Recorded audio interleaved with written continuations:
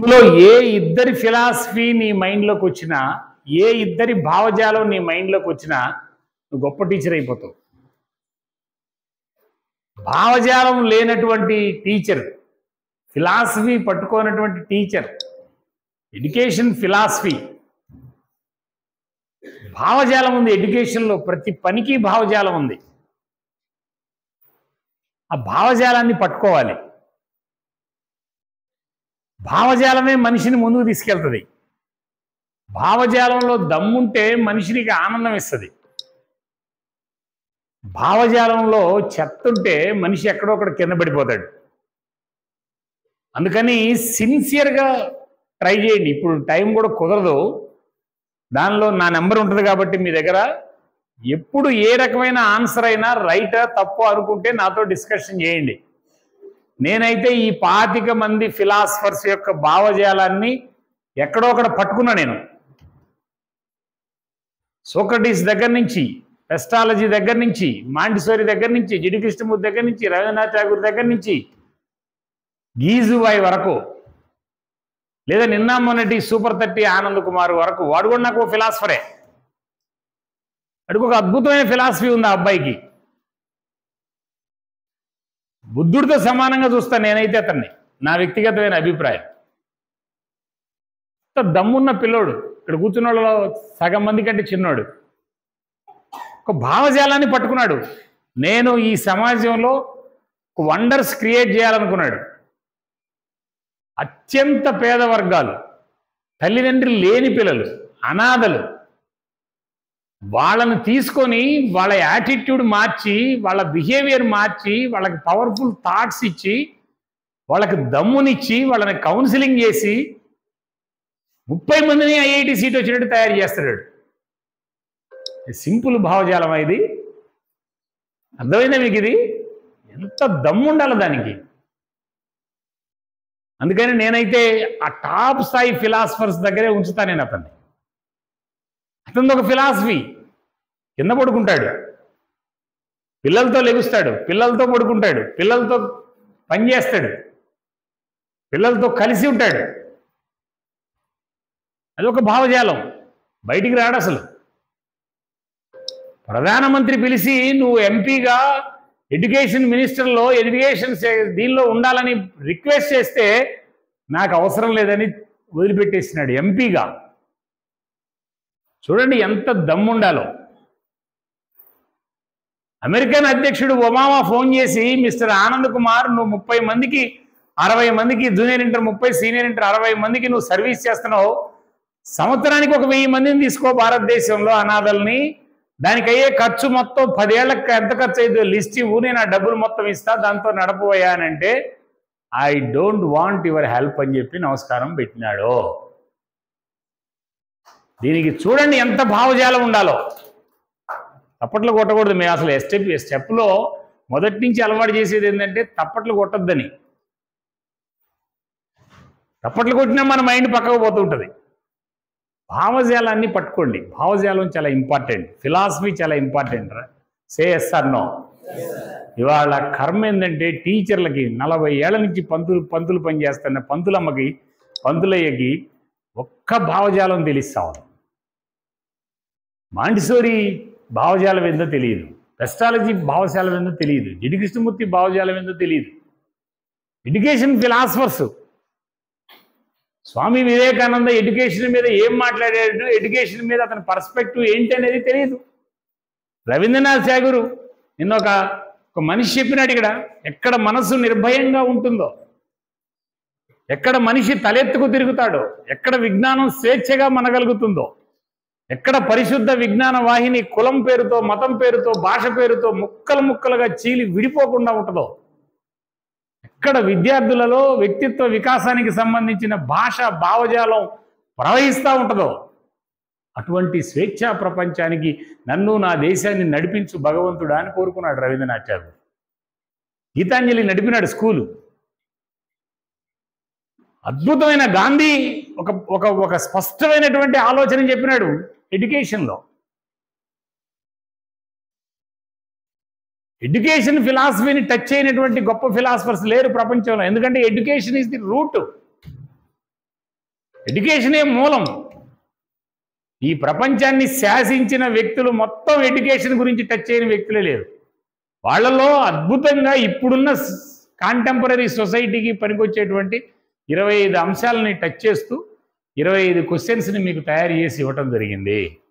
వీటికి ఆ ఫిలాసఫీ మొత్తం ఎక్స్ప్లెయిన్ చేయాలంటే 2 hours పట్టిద్ది. నేను ఇప్పుడు దానిలోకి పోదలుచుకోలేదు. మన వర్క్షాప్లో కొంచెం రెసిడెన్షియల్ వర్క్షాప్ అయినట్టయితే సాధ్యపడేది ఇవన్నీ. ఇది సెమీ రెసిడెన్షియల్ కాబట్టి కుదరలేదు. దీని ఆన్సర్స్ చెప్తా, రాసుకోండి. సీరియస్గా ఆన్సర్స్ రాసుకోండి. ఎక్కడ పక్కన వెంటనే నీ ఆన్సర్ రైట్ అయినప్పుడు ఒక రకంగా, నీ ఆన్సర్ తప్పు అయినప్పుడు ఒక రకంగా అట్లా ఫీల్ కామాకండి. భావజాలాన్ని పట్టుకోండి. Okay, are you ready? Are you ready? Write down. First question, ప్రపంచంలో అత్యంత పురాతనమైన పాఠశాల? ప్రకృతి, నేచర్. చేతులు ఎత్తాల్సిన అవసరం లేదమ్మా, రాసిన వాళ్ళు వెంటనే చేతులు ఎత్తాల్సిన అవసరం లేదు. ప్రకృతి, నేచర్. ఇప్పటికి కూడా ఈ సమాజంలో అద్భుతమైన పాఠశాల నేచరే. సాయంత్రం దాకా బాగుంటుంది, తెల్లారి కల్లా మొత్తం భూస్థాపితం చేసి వెళ్ళిపోద్ది. అది దానికి ఉన్న దమ్ము. రైటా రాంగా? రైటా రాంగా? నేచర్. ఇది పెస్టాలజీ, ది ఓల్డెస్ట్ ఫిలాసఫర్. పెస్టాలజీ ప్రకృతి నుంచి పట్టుకున్నటువంటి ఎడ్యుకేషన్.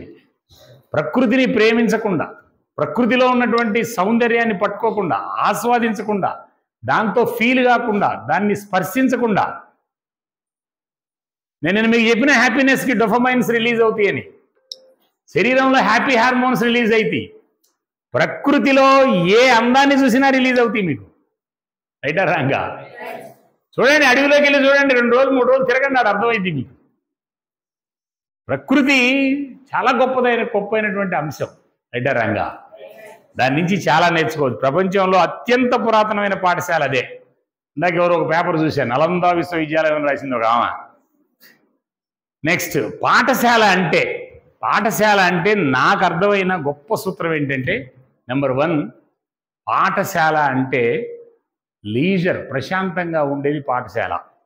కానీ ఒక ఫిలాసఫర్ చెప్పినటువంటి గొప్ప సూత్రం ఏంటంటే, జ్ఞాన వినిమయం జరుగు ప్రదేశం, జ్ఞాన వినిమయం జరిగే ప్రదేశం. It is a place of exchange of knowledge. It is a place of exchange of knowledge. It is a place of exchange of knowledge. జ్ఞాన వినిమయం జరిగేటువంటి ప్రదేశం.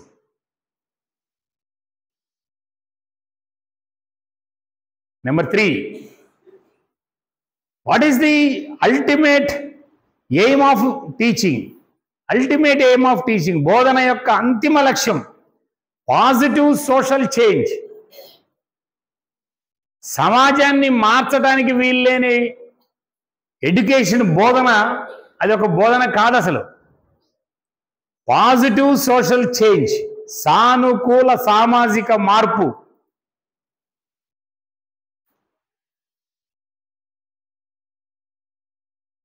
అగస్ట్ క్రాంపులనని ఒక ఫ్రెంచి విద్యావేత్త చాలా క్లియర్గా అతను చెప్పిన తర్వాత ఒక కొత్త ఆన్సర్ చెప్పినోడు లేడు.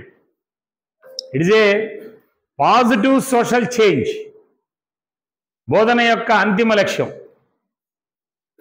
సమాజం పాఠశాల నుండి ఏం ఆశిస్తుంది? వాల్యూస్, విలువలు, నైతికత.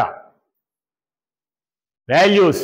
సమాజం పాఠశాల నుండి ఏం ఆశిస్తుంది? వాల్యూస్, నైతికత, విలువలు. నెక్స్ట్ 5వది, నీకు తెలిసిన ఒక గొప్ప ఉపాధ్యాయుని పేరు. మీ అమ్మ పేరు రాయాల్సిందే, వేరేది ఏం లే. మదర్, మీ తల్లి పేరు రాయటమే. నీకు తెలిసిన గొప్ప ఉపాధ్యాయుని పేరు. మా రహమాన్ పంతులని రాశాడు ఎవడో కింద, అక్కడ ఒక పంతులమ్మ. వాళ్ళందరూ 2nd, 3rd తర్వాత ప్రపంచంలో అతిపెద్ద పాఠశాల, సొసైటీ, సమాజం. స్టాన్ఫర్డ్ అని రాశారు ఒక బ్యాచ్. 40,000 ఎకరాలు సార్, పెద్ద పాఠశాల స్టాన్ఫర్డ్ అని రాశారు. ప్రపంచంలో అతిపెద్ద పాఠశాల సమాజమే, సొసైటీ. రైటా రాంగా? రైటా రాంగా? ఎవరైనా ఆర్గ్యుమెంట్ చేయదలుచుకుంటే తర్వాత కూర్చుందాం. బోధనలో ఏ అంశం ముఖ్యమైనది? మోటివేషనే, ప్రేరణే. బోధనలో ఏ అంశం ముఖ్యమైనది? ప్రేరణే, మోటివేషన్.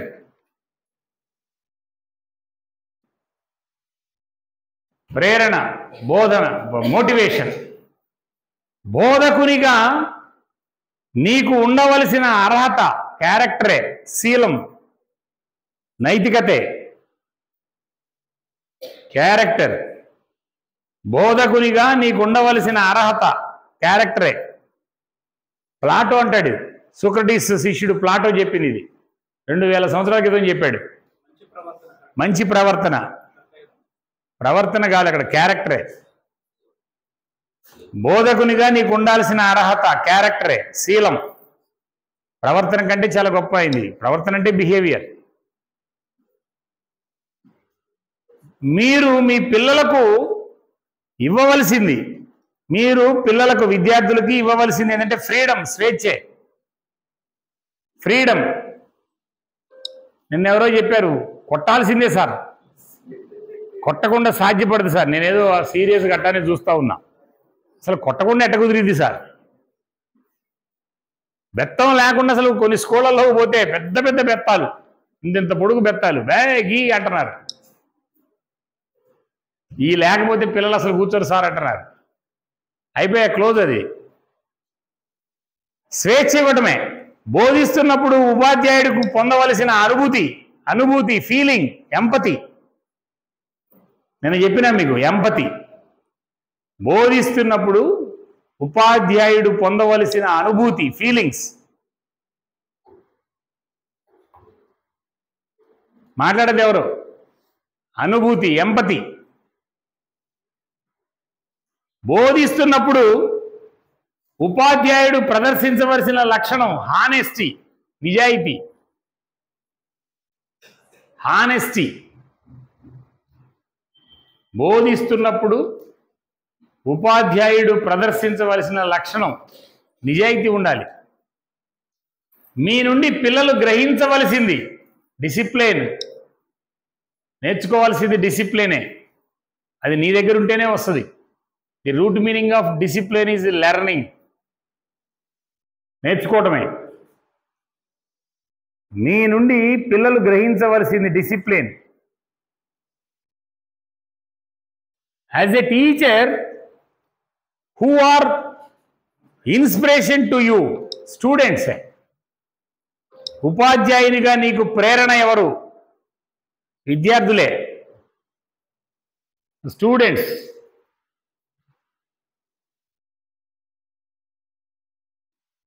పిల్లలకు మీరు ఏది మాత్రమే బోధించాలి? సత్యం మాత్రమే బోధించాలి. ట్రూత్, సత్యం మాత్రమే బోధించాలి.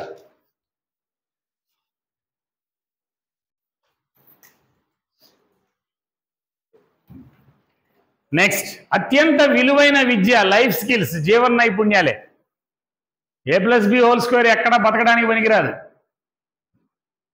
భలే చేస్తాడండి వాడు A+B². బజార్లో పోయి చింతపండు కొనడానికి కూడా పనికిరాదు. జీవన నైపుణ్యాలే. ఇంట్లో ఫీజు పోతే ఫీజు వేసుకోవడానికి పనికిరాదు A+B². పైథాగరస్ సిద్ధాంతం. బ్యాంకు పోయి ఒక అప్లికేషన్ పూర్తి చేయడానికి పనికిరాదు. వీటన్నిటికి కావాల్సింది మళ్ళీ లైఫ్ స్కిల్సే. ఏంటవి?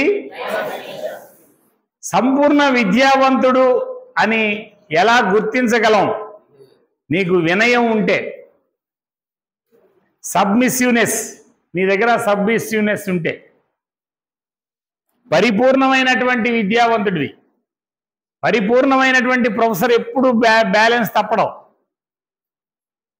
ఈ మిడిమిడి జ్ఞానం బ్యాచే కోటేసుకొని కేకలేస్తూ ఉంటారు.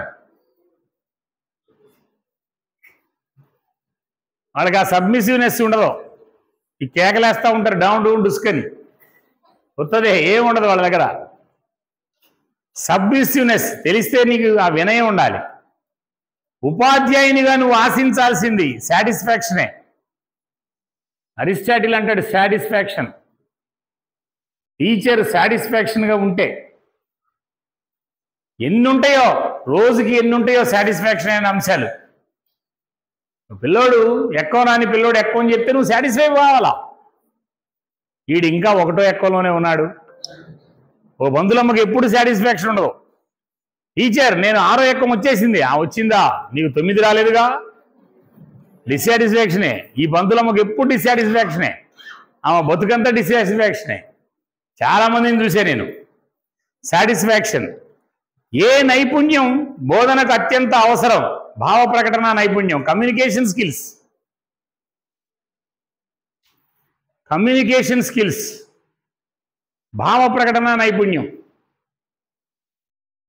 టీచర్కి ఉండాల్సిన గొప్ప లక్షణం అదే. చాలామంది టీచర్లు చెప్తారు, ఏందమ్మా అసలు మాట్లాడవు ఏందమ్మా అంటే, లేదు సార్ నేను క్లాసులో భలే మాట్లాడతా సార్. ఉత్తదే, ఏమి చేయలేదు. ధైర్యంగా మాట్లాడటం, పబ్లిక్ స్పీకింగ్ కరెక్ట్గా తెలియాలి టీచర్కి. టీచర్కి తెలిస్తే క్లాసులో ఉన్న 60 మంది పిల్లల్ని వాళ్ళ మైండ్లో గట్ట వెళ్ళి తొలిసి బయటికి తీసుకురావచ్చు. మీరు అబ్జర్వ్ చేసి ఉంటారు. ఈ 3 రోజుల్లో మీరు 300 మంది కూర్చున్నా, నేను 2 గంటలు మాట్లాడుతున్నా, కదలకుండా కూర్చోబెట్టి మాట్లాడుతున్నా నేను. రైటా రాంగా? రైటా రాంగా? అసలు కదలాలని కూడా అనిపించదు. దీనికి కారణం ఏంటంటే పబ్లిక్ స్పీకింగ్ తెలియటమే, భావ ప్రకటన సామర్థ్యం ఉండటమే. మీకు తెలిసిన భావజాలాన్ని కరెక్ట్గా మనుషుల్లోకి పంపాలంటే పవర్ఫుల్ టూల్ ఏంటంటే పబ్లిక్ స్పీకింగే. గొప్ప పబ్లిక్ స్పీకర్ కావాలనుకుంటున్న వాళ్ళు చేతులు ఎత్తండి ఒకసారి. నిజాయితీగా చేతులు ఎత్తాలా, నేను కూడా గొప్ప స్పీకర్ని కావాలి సార్, చేతులు ఎత్తాలా సిన్సియర్గా. నిజమా లేదా మీరు చెక్ చేసుకోండి. మాట్లాడుతున్నారు, ఇంకా చేతులు ఎత్తి కూడా మాట్లాడుతున్నారు. చెక్ చేసుకోండి. మీరు నిజంగా మీరు పవర్ఫుల్గా మీరు కనుక నేను నేర్చుకోవాలని మీరు అనుకుంటే, నేర్చుకునే దమ్ము మీకుంటే, పబ్లిక్ స్పీకింగ్ కావటం చాలా తేలికైన పని మిత్రులారా, చాలా తేలికైన పని. చేతులు దించండి. బోధకునిగా ఎప్పుడు పరిపూర్ణత పొందావని భావిస్తావు? హ్యాపీనెస్ ఉంటే, సంతోషం ఉంటే. నీవు బోధకునిగా ఎప్పుడు పరిపూర్ణత పొందావని భావిస్తావు? హ్యాపీనెస్ ఉంటేనే.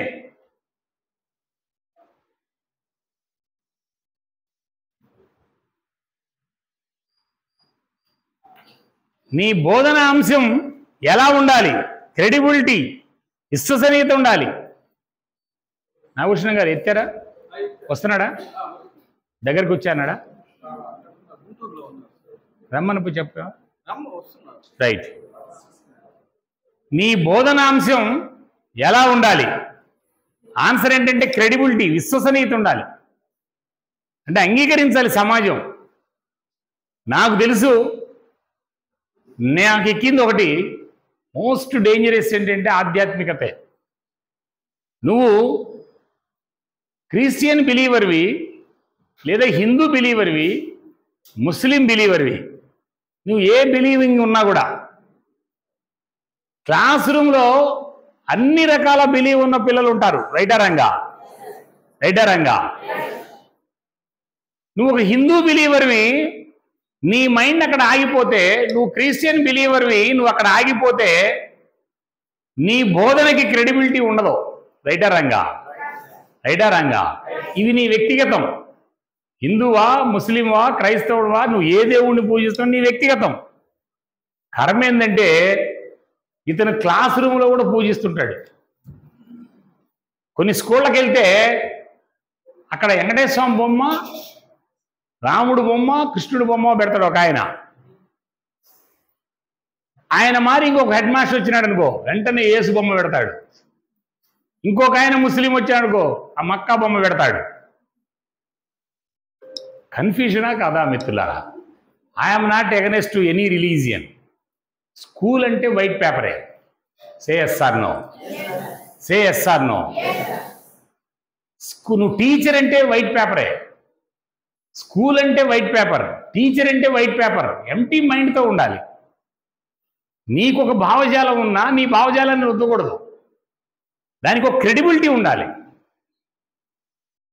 అది చాలా ఇంపార్టెంట్ మిత్రులారా, చాలా ఇంపార్టెంట్. చాలా ప్రైవేట్ స్కూళ్ళలోకి పోతే, ఏ స్కూల్లోకి పోయినా చైర్మన్ రూమ్లోకి పోయామంటే మొత్తం 20 రకాల దేవుళ్ళు బొమ్మలు ఉంటాయి. చచ్చిపోతారు పేరెంట్స్ వచ్చిన వాళ్ళు. ఎంటీగా ఉండాలి. నేను చెప్పట్లా, ప్రపంచ మేధావులు, ప్రపంచ ఎడ్యుకేషన్ శాసించిన వ్యక్తులు చెప్పినారు. స్కూల్ అంటే వైట్ పేపర్. అన్ని రకాల పిల్లలు ఉంటారు క్లాసులో, పేరెంట్స్ ఉంటారు. ఏ పిల్లవాడు, ఏ పేరెంట్ హర్ట్ అయినా కూడా అది స్కూల్ కాదు లెక్క. అందుకని ఆ క్రెడిబిలిటీ చాలా అవసరమైనటువంటి అంశం.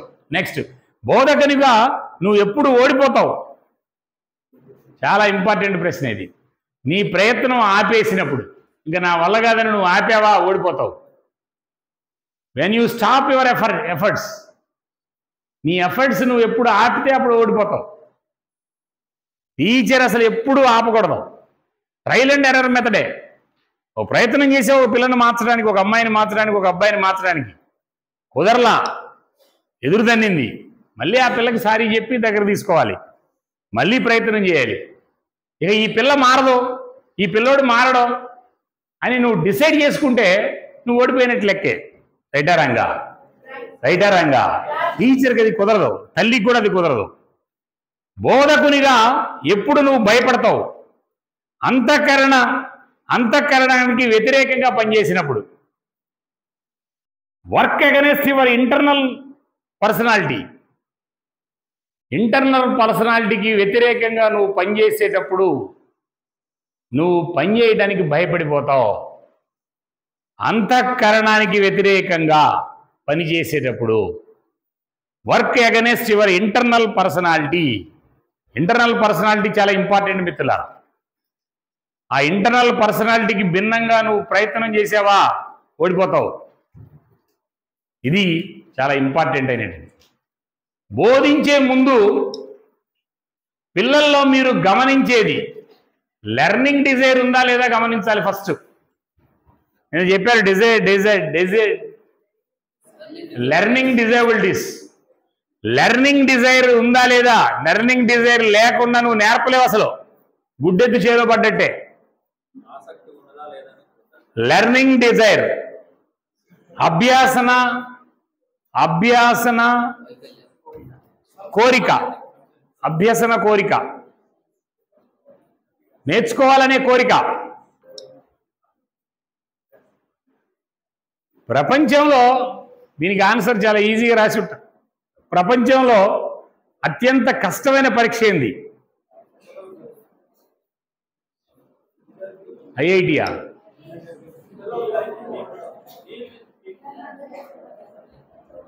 ప్రపంచంలో అత్యంత కష్టమైన పరీక్ష లైఫే, జీవితం.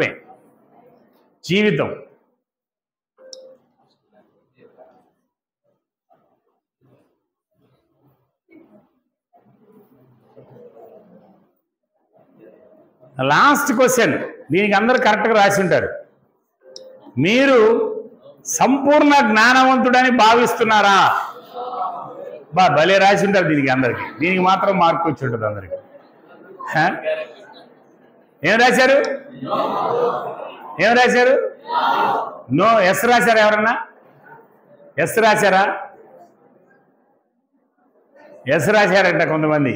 ఓకే, ఆ ఎస్ రాసిన వాళ్ళందరూ మధ్యాహ్నం మాట్లాడుకుందాం మనం. మీరు సంపూర్ణ జ్ఞానవంతుడని భావిస్తున్నారా? నో. ఇది ఆన్సర్లు. సరే, వీటి మీద డౌట్స్ ఏమన్నా ఉంటే మనం తర్వాత మాట్లాడుకుందాం. ఓకే, ఇక లాస్ట్ సెషన్.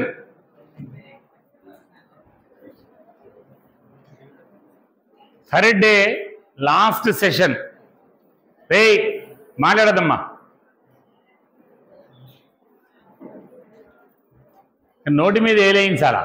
నేను చాలా స్కూళ్ళల్లో పోతే ఏం చేస్తానంటే, ఒకసారి చేతులు ఎత్తండి అంట. అందరు చేతులు ఎత్తండి. స్ట్రైట్గా ఎత్తాలా, స్ట్రైట్గా చేతులు ఎత్తాలా. ఏళ్ళన్నీ మూసేయండి, ఓపెన్ చేయండి, మూసేయండి. ఒక్క ఏళ్ళు ఓపెన్ చేయండి, తీసుకొచ్చి నోటి మీద పెట్టండి. నా క్లాస్ అయిపోయిన తర్వాత కాల్చండి చెబుతా. ఇప్పుడు మీరు కూడా దాని మీద అప్లై చేయాల్సిన పరిస్థితి ఏర్పడిందేమో. Right, okay, right. ఇక లాస్ట్ ఈ 3 daysలో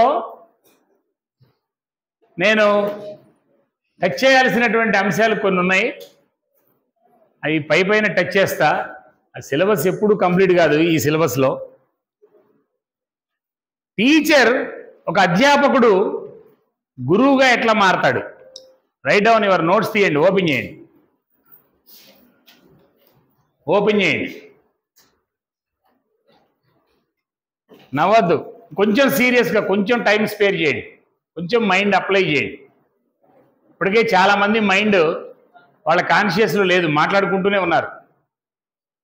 మైండ్ ఈజ్ పవర్ఫుల్.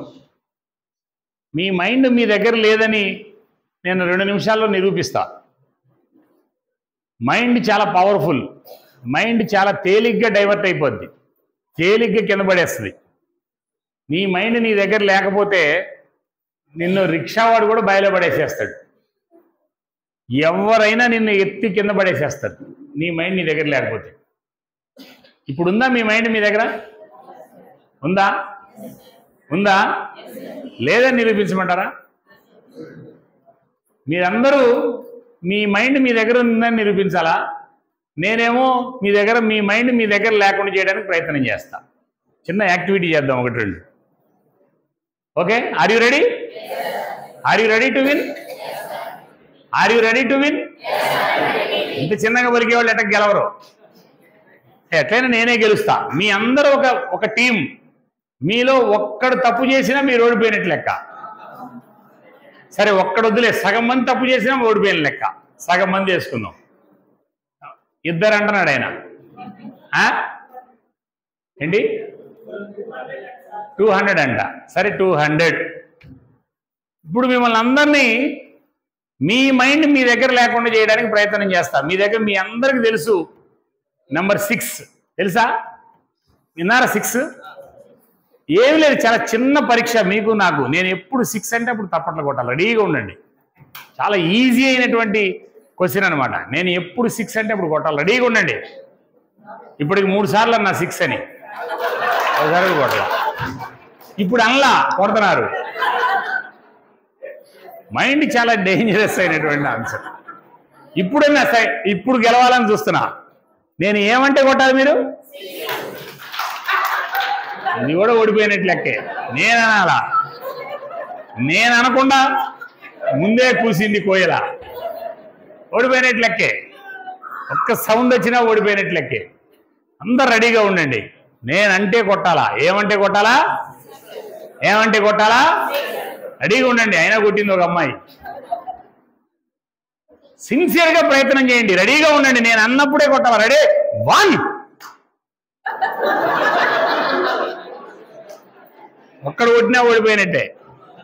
అడే ఇప్పుడు చూద్దాం. సరే, దీన్ని పక్కన పెడదాం. తిరుపతి గారు పాపం మేడో వాళ్ళ ఆవిడ మైండ్లో కూర్చుంటుంది, కొట్టుంటాడు. దానికి కూడా కారణం మైండే.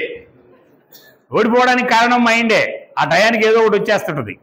ఇప్పుడు రెడీగా ఉండండి. రెడీ? 1 2 3 4 5 6. అబ్బో, భలే కొట్టారే. అయినా కొట్ల కొంతమంది. ఈసారి ప్రయత్నం చేద్దాం. రెడీనా? రెడీ? 1 2 3 4 5 7.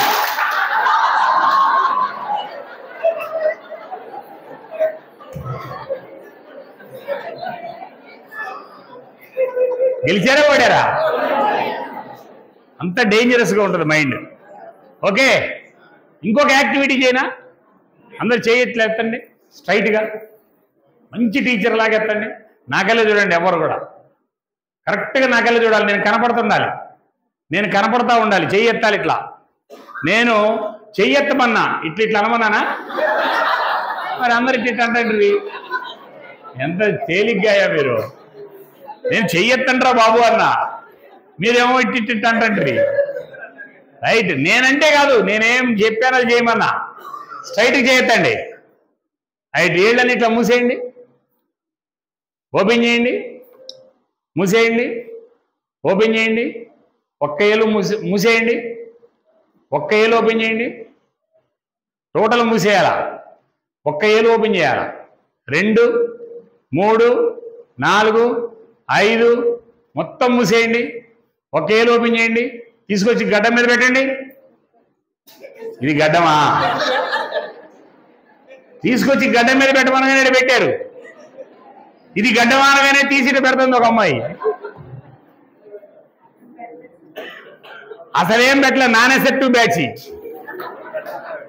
అసలు ఏడ పెట్టలేదు సార్, నాన్ ఎసెప్టివ్. అది ఏదో చూద్దాం, నీళ్ళు ఏదో మంత్రం ఉంటుంది. పిల్లల్ని మీరు చూడండి, అబ్జర్వ్ చేయండి, చాలా ఈజీగా దొరికిపోతారు. మైండ్ యాక్టివిటీస్ 200 ఉంటాయి మన దగ్గర. పిల్లల్ని ఎప్పటికప్పుడు క్రియేటివ్లోకి తీసుకెళ్ళాలి. పిల్లలకి ఆనందాన్ని ఇచ్చేది యాక్టివిటీసే. యాక్టివిటీస్ ఓరియంటేషన్ ఎడ్యుకేషనే పవర్ఫుల్ అని తేల్చి పారేసింది మాంటిసోరీ. కాగ్నిటివ్ యాక్టివిటీస్, ఒక కంటికి 200 యాక్టివిటీస్ ఉంటాయి, ఒక చెవికి 200 యాక్టివిటీస్ ఉంటాయి, కొన్ని వందలు ఉన్నాయి. ఈ కన్ను పవర్ఫుల్గా లేకుండా, ఈ చెవి పవర్ఫుల్గా లేకుండా, ఈ నోరు పవర్ఫుల్గా లేకుండా, ఈ థాట్ పవర్ఫుల్గా లేకుండా ఏమి చేయలేవు, పిల్లల్ని ముందుకు తీసుకెళ్ళలేవు. ఎడ్యుకేషన్ మొత్తం త్రూ సెన్సరీ ఆర్గాన్సే. ఒక జ్ఞానాన్ని పట్టుకునేది, ఒక ఇన్ఫర్మేషన్ పట్టుకునేది చూస్తే, వింటే, మాట్లాడితే, ఫీల్ అయితే ఈ 4. లేదా వాసన చూస్తే, ల్యాబొరేటరీస్ అయితే వాసన చూస్తే. ఈ 5 సెన్సరీ ఆర్గాన్స్ గా మాట్లాడుతున్నారు కొంతమంది. సెన్సరీ ఆర్గాన్స్ని యాక్టివైజ్ చేయటం. నెట్లోకి వెళ్ళండి, గూగుల్లోకి వెళ్ళి సెన్సరీ యాక్టివిటీస్. నువ్వు ఏ క్లాస్కి వెళ్తావు? 2వ తరగతి క్లాస్కి వెళ్తున్నావు, 3వ తరగతి క్లాస్కి వెళ్తున్నావు. 10 years లోపు పిల్లలు సెన్సరీ ఆర్గాన్స్, సెన్సరీ యాక్టివిటీస్ ఏవి నేర్చుకోవాలో చూడండి, బయటికి తీయండి, పట్టుకోండి మీరు వాటిని. సెన్సరీ ఆర్గాన్స్ యాక్టివ్గా ఉంటే, సెన్సరీ ఆర్గాన్స్ అన్ని క్లాస్ రూమ్లో ఉంటే అదే కాన్సన్ట్రేషన్. ఇక్కడ కూర్చున్నారు మీరు అందరూ, దాదాపు 300 మంది కూర్చున్నారు. మీలో సీరియస్గా ఒక 20 మంది ఒక్క 5 నిమిషాలు కూడా వాళ్ళ చూపు ఇక్కడ ఉండట్లా. ఆ పక్కన సైడ్ ఎవరైనా పోతుంటే అటు పక్కన చూస్తున్నారు. మీ చెవి వెనక పక్క ఎవరైనా మాట్లాడుతుంటే వెళ్ళిపోతుంది అక్కడికి. నీ భాష నీకు తెలియకుండా మర్మరింగ్ జరుగుతుంది. నీ థాట్ ఎక్కడో మీ ఇంటి దగ్గరికి వెళ్ళి కూర్చుంటుంది. నీ ఫీలింగ్స్. కాన్సన్ట్రేషన్ కుదరదు. కాన్సన్ట్రేషన్ అంటే ఈ పంచబుర్రాలే, ఈ సెన్సరీ ఆర్గాన్సే, ఈ 5. అదే మైండ్ ఫిట్నెస్ యాక్టివిటీ నేర్పలేకపోయినా నేను మీకు ఇంకోసారి ఎప్పుడన్నా డ్రైవ్ చేస్తా. మైండ్ ఫిట్నెస్ అంటే ఈ 5 సెన్సరీ ఆర్గాన్స్, నీ చూపు, నీ చెవి, నీ భాష, నీ ఫీలింగు, నీ శ్వాస, ఈ 5 యాక్టివ్గా ఉంటే, పవర్ఫుల్గా ఉంటే, నీ వెన్నుపూస కరెక్ట్గా నిలువుగా నిలబడిపోద్ది. నీ వెన్నుపూస కరెక్ట్గా నిలబడి 5 సెన్సరీ ఆర్గాన్స్ నీ కంట్రోల్లో ఉంటే అదే మైండ్ ఫిట్నెస్, అదే ఏకాగ్రత. అట్లా కూర్చొని ప్రయత్నం చేసి చూడండి మీరు, ఒక అంశాన్ని పట్టుకొని ఎన్ని అంశాలు తెలుస్తాయో. వాళ్ళ పిల్లల్లో లేనిది అదే. తల్లి వంటగదిలో వండుతూ ఉంటుంది చికెను, ఆ ఇంట్లో ముసలమ్మేమో కార్తీక దీపం చూస్తుంటుంది, వాళ్ళ అయ్యేమో ఏదో ఒకటి మాట్లాడుకుంటుంటాడు, లేదా సిగరెట్ తాగుతుంటుంటాడు. ఈ పిల్లని మాత్రం సీరియస్గా నువ్వు పుస్తకం తీసుకొని చదువు. కుదిరితే కాన్సన్ట్రేషన్ ఆ పిల్లకి. ఆ ముఖ్యేమో చికెన్ దగ్గరికి వెళ్ళిద్ది, కన్నేమో వాళ్ళ నాయనమ్మ చూస్తున్న కార్తీక దీపం దగ్గరికి వెళ్ళిద్ది, భాష ఏమో ఏదో ఒకటి పట్టుకోవడం దగ్గరికి వెళ్తుంటది.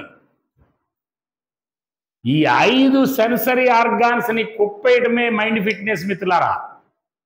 పిల్లలకి ఇది పట్టించండి చాలు మీరు. పిల్లలు అనంతమైన శక్తి ఉంటుంది. 2nd క్లాసులో, 3rd క్లాసులో, 4th క్లాసులో, 5th క్లాస్ లోపు పిల్లలకి ఈ కాన్సన్ట్రేషన్ పట్టిస్తే, 10th క్లాస్ లోపు పిల్లలకి నైతికత పట్టిస్తే, నైతికత, ఏకాగ్రత, జ్ఞానాన్ని పట్టిస్తే, జ్ఞానం అంటే నువ్వు ఇచ్చిన ఇన్ఫర్మేషన్ పట్టుకోవడం కాదు, నువ్వు ఇచ్చిన ఇన్ఫర్మేషన్ని వాడు ప్రాక్టికల్గా అప్లై చేసి ఎక్స్పీరియన్స్ చేసే లక్షణం నేర్పాలా. ఒక టబ్బులో కొబ్బరి బొండ వేస్తే అది తేలిద్ది అనేది నువ్వు చెబితే ఎక్కించుకోవడం కాదు. వాడు ప్రాక్టికల్గా చూస్తే లైఫ్ లాంగ్ మర్చిపోకుండా ఉంటాడు. రైటా రాంగా? రైటా రాంగా? That is knowledge. ఇన్ఫర్మేషన్ వేరు, నాలెడ్జ్ వేరు. నువ్వు ఇన్ఫర్మేషన్ ఇస్తే అది నాలెడ్జ్గా ఎట్లా మారిద్దంటే అది వాడు అప్లై చేసి దాని ఎక్స్పీరియన్స్లో వాడికి వచ్చినటువంటి ఎక్స్పీరియన్స్ ద్వారా అది నాలెడ్జ్గా మారిద్ది. రైటా రాంగా? రైటా రాంగా? నీకు కూడా ఏదైనా ఒకటి చదివేటప్పుడు, నువ్వు చదివేటప్పుడు 5వ తరగతిలో 6వ తరగతిలో ఫిజిక్స్ స్టార్ట్ అయింది, డిస్ప్లేస్మెంట్తో స్టార్ట్ అయింది. సైన్స్ డిస్ప్లేస్మెంట్తో స్టార్ట్ అయింది. The root meaning of displacement is the shortest distance between 2 points అని అంటారు. వీడు బట్టి పడతా ఉంటాడు. Shortest distance in between 2 points is displacement. Shortest distance బట్టి పడతాడు. ఇన్ఫర్మేషన్ తెలిసింది వాడికి, ఆ షార్టెస్ట్ డిస్టెన్స్ వాడికి అర్థమయ్యేటట్టు చెప్పాలా. టీచర్ ఇక్కడ ఉన్నాడు, స్టూడెంట్ అక్కడ ఉన్నాడు, వాడికి నాకు దూరంలో ఇక్కడ ఒక అమ్మాయి ఉంది. ఈ అమ్మాయి డిస్టెన్స్ ఇక్కడి నుంచి ఆ అమ్మాయి దగ్గరికి వెళ్ళి నా దగ్గరకు వస్తే ఈ రెండింటి మధ్య దూరమే అది కూడా, కానీ షార్టెస్ట్ డిస్టెన్స్ కాదది. ఇక్కడ ఇంకొక అబ్బాయి ఉన్నాడు, అటు పోయి ఇటు రావడం కూడా డిస్టెన్సే. రైటా రాంగా? ప్రాక్టికల్గా డిస్ప్లేస్మెంట్ అర్థమైతే క్లోజ్ ఫిజిక్స్లో అద్భుతాలు జరుగుతాయి. Displacement is the shortest distance between 2 points. That is displacement. అది అర్థమైతే వెలాసిటీ అర్థమైంది. వెలాసిటీ అంటే డిస్ప్లేస్మెంట్ బై టైం, ఎంత సమయంలో ఎంత డిస్టెన్స్ కవర్ చేసావనేది.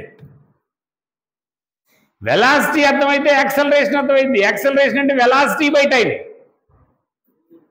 ఇది ఈ లింక్ని ప్రాక్టికల్గా డిస్ప్లేస్మెంట్ దగ్గర అర్థమైతే ఇది ఇంటర్మీడియట్లోకి వెళ్ళిన తర్వాత కూడా ఎక్కడ వెలాసిటీ వచ్చినా, యాక్సలరేషన్ వచ్చినా, యూనిఫామ్ యాక్సలరేషన్ వచ్చినా, ఫోర్స్ వచ్చినా, మాస్ వచ్చినా పక్కన అప్లై చేస్తాడు. ఇక్కడ నువ్వు బట్టిస్తే వాడికి ఆడిపోయిందాక బట్టిగానే ఉంటుంది. రైటా రాంగా? రైటా రాంగా? రైటా రాంగా? మ్యాథమెటిక్స్ కూడా అంతే, లాజిక్. అది పవర్ఫుల్ అంటే లాంగ్వేజెస్లో నైతికత నేర్పడానికి వీలయ్యేటువంటి సబ్జెక్టులు ఏంటంటే లాంగ్వేజెసే. లాంగ్వేజెస్లో అద్భుతమైన చరిత్రలు ఉంటాయి. 10th క్లాస్ బుక్లో మొన్నటిదాకా నిక్ ఉన్నాడు, స్టీఫెన్ హాకింగ్ ఉన్నాడు. Thinking out of the box నేర్పగలిగేది లాంగ్వేజ్లోనే. Thinking out of the box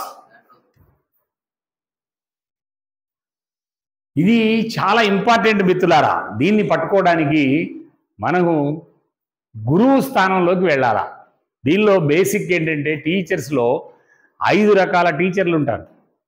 right down. Number 1 అధ్యాపకుడు. నేను తయారు చేసిన నా ఎక్స్పీరియన్స్లో తెలిసింది. దీన్ని ఎవరైనా డిస్కషన్ చేస్తే తర్వాత ఆలోచిద్దాం. నెంబర్ 1 అధ్యాపకుడు. వీడెవడంటే ఇన్ఫర్మేషన్ ఇస్తాడు. వీడు అధ్యాపకుడు అంటే ఇన్ఫర్మేషన్ ఇచ్చేవాడే. ఓన్లీ ఇన్ఫర్మేషన్ ఇవ్వడమే వీడి పని. వీడు అధ్యాపకుడు. 2 ఉపాధ్యాయుడు. ఇన్ఫర్మేషన్తో పాటు చిన్న చిన్న జ్ఞానాన్ని ఇవ్వడానికి ప్రయత్నం చేస్తాడు. జ్ఞానాన్ని ఇచ్చేవాడు ఉపాధ్యాయుడు. జ్ఞానాన్ని నేర్పడానికి ప్రయత్నం చేసేవాడు ఉపాధ్యాయుడు. 3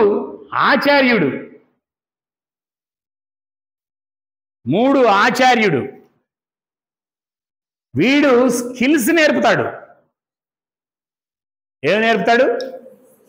స్కిల్స్, నైపుణ్యాలు నేర్పుతాడు. వీడు నైపుణ్యాలు నేర్పడానికి ప్రయత్నం చేసేవాడే ఆచార్యుడు.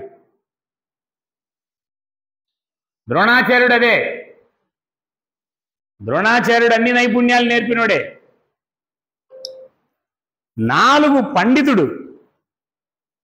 వీడు కొంచెం లోతుగా డీప్గా ఒక అంశాన్ని డీప్గా స్టడీ చేయడానికి ప్రయత్నం చేస్తుంటాడు.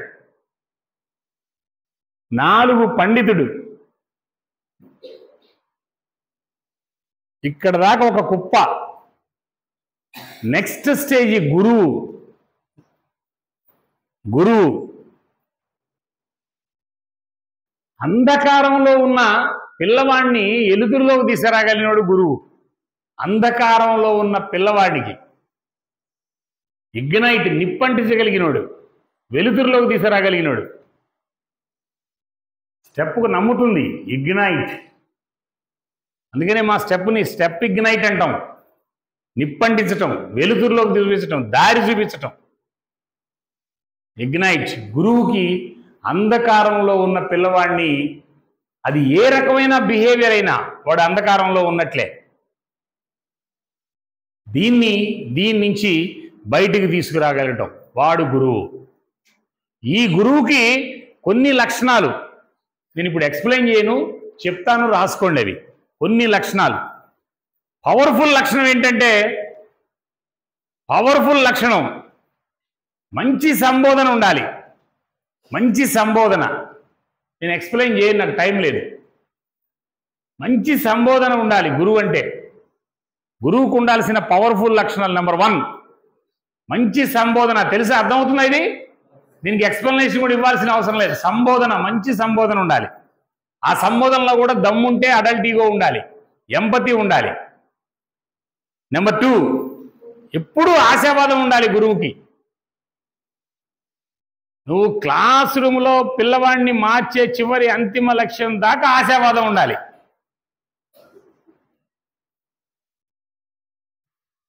ఆశావాదం ఉండాలి. నెంబర్ 3 ఆకర్షణీయంగా ఉండాలి. చెత్త డ్రెస్ వేసుకొని పోతాడు క్లాస్కి. ఉన్న డ్రెస్సుల్లో మరీ అద్భుతమైన డ్రెస్ అవసరంలే, ఉన్న డ్రెస్సుల్లో నీట్గా వెళ్ళటం, ఆకర్షణీయంగా కనపడటానికి ప్రయత్నం చేయటం.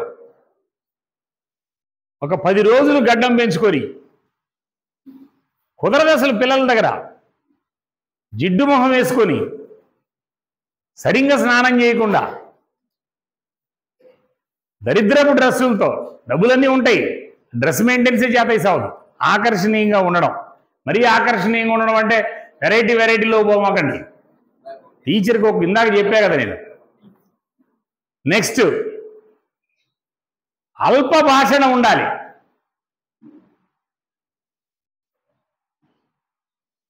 భాషణం, మిత భాషణం, అల్ప భాషణం, మిత భాషణం. అతి భాషణం ఉండకూడదు టీచర్కి. నేను చూసినా కొంతమంది వాగుడుగాయలు ఉంటారు, ఇంకా పిల్లల్ని వాగుతానే ఉంటారు. వీళ్ళకి తెలిసింది ఎక్కిస్తానే ఉంటామే. ఎక్కించుకోరు పిల్లలు, అంటే తేలిక కాదు ఎక్కించడం. నెక్స్ట్ ఉత్సాహం ఉండాలి. ఉత్సాహం ఉండాలి, ఎప్పుడూ ఉత్సాహం ఉండాలి.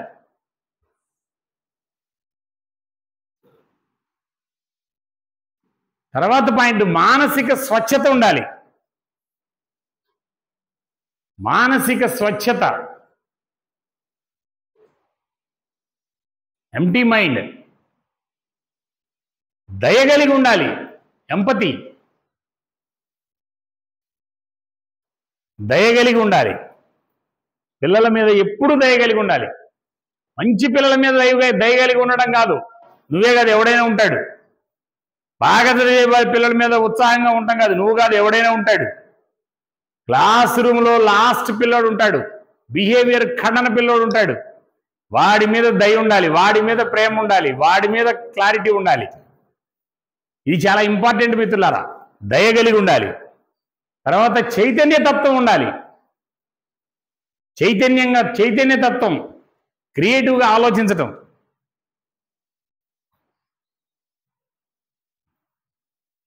చైతన్య తత్వం. తర్వాత నాయకత్వ సామర్థ్యం ఉండాలి, లీడర్షిప్ క్వాలిటీస్. Leadership qualities. వీటిల్లో ఏ డౌట్ ఉన్నా ఎప్పుడైనా నాతో మాట్లాడండి. మీరు ఎక్కడైనా డౌట్ ఉన్నా తర్వాత మాట్లాడుకుందాం మనం. నాయకత్వ సామర్థ్యం. అన్నిటికంటే మించి మంచి కంఠం ఉండాలి. కంఠం, మంచి కంఠం ఎప్పుడు వచ్చిందంటే నువ్వు ప్రాక్టీస్ చేస్తూ ఉంటే వచ్చింది. దాచుకొని మాట్లాడుతుంటే నీకు అప్పుడు కీసుకొంతే వస్తుంటుంది. నాకు కీసుకొంతుంది. కొంతమంది జెంట్స్ టీచర్లకైతే లేడీ వాయిస్ ఉంటుంది, భయపడిపోతుంటాడు, జంకకూడదు, ఎక్సలెంట్గా మాట్లాడుతూ ఉండడం, అరవటం. నేను ప్రాక్టీస్ చేయించిన చాలామందిని, పెద్ద పెద్దగా అరవటం, కేకలేయటం, ఈ దవడలన్నీ సెట్ అయిపోతాయి, కంచుకంఠం వస్తుంది. ఈ కంచుకంఠం రావాలంటే నువ్వు ప్రాక్టీస్ చేయాల్సిందే. గొంతుని సర్ది వాడుకుంటావు, కంచుకంఠం రాదు అసలు. రైటా రాంగా పలికించాలి పిల్లల చేత పవర్ఫుల్గా. పిల్లల చేతే కదా నువ్వు కూడా పవర్ఫుల్గా పలకాలి. రైటా రాంగా ఆ కంచు కంఠం ఉండాలి, మంచి కంఠం ఉండాలి. తర్వాత విలువలకు కట్టుబడి ఉండాలి. విలువలకు కట్టుబడి ఉండాలి. నైతికత చాలా చెప్పాను, ఉదాహరణలు చెప్పాల్సిన అవసరం కూడా లేదు. విలువలకు కట్టుబడి ఉండాలి, కమిట్మెంట్. చక్కటి భావ వ్యక్తీకరణ ఉండాలి. చక్కటి భావ వ్యక్తీకరణ ఉండాలి.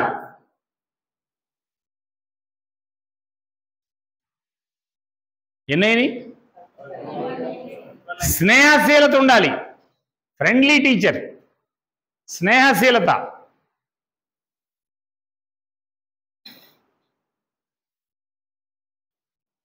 బోధన పట్ల ఆసక్తి ఉండాలి. ఇవన్నీ నెట్లో ఎక్కడ పడితే అక్కడ ఒక చోట చేరవు. ఇవి అక్కడక్కడ మొత్తం పరిశీలన ఎక్స్పీరియన్స్లో వచ్చిన అంశాలను రాసుకున్నా నేను. బోధన పట్ల ఆసక్తి ఉండాలి, పఠనాసక్తి ఉండాలి. పఠనాసక్తి ఉండాలి.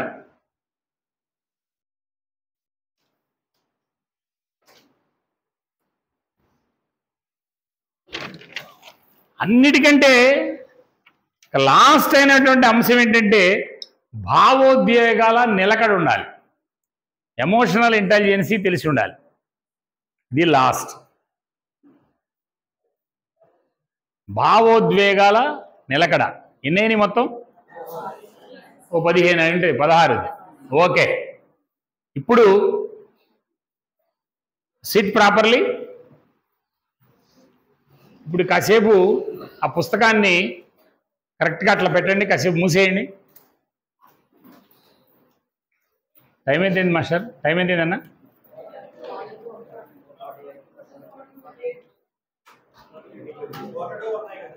ఓకే, నాకు ఎప్పుడు బెల్లు కొడితే అప్పుడు ఆపుతా. ఇక లాస్ట్ ఏంటంటే భావోద్వేగాల నిలకడ. ఏంటది?